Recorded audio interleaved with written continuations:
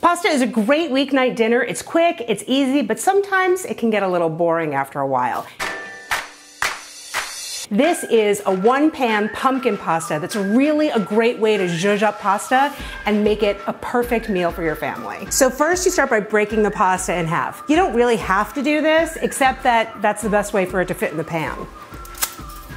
And just put it right in the pan and toast it over about medium heat. That way it'll get deep brown and nutty. It's going to develop a nice complex flavor that goes really well with the pumpkin. It also gives it a nice fall flavor. Okay, so when it's brown, we're ready to start cooking the pasta. Now the beauty of this is that you can start cooking the pasta right in the skillet. Pour in the water.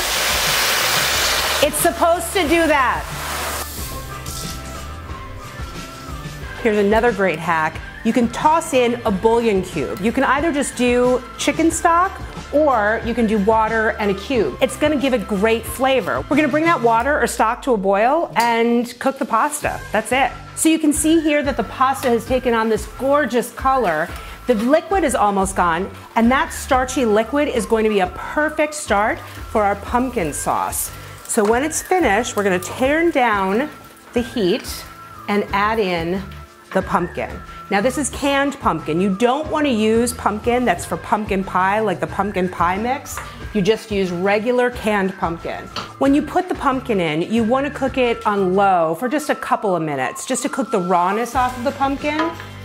And that's it. That's your pumpkin sauce. Now look, I love this the way it is, but to make it even extra special, you can put pumpkin seeds on top. That gives it a great texture and a nice crunch. Or you can put some Parmesan cheese on top. One pan pumpkin pasta.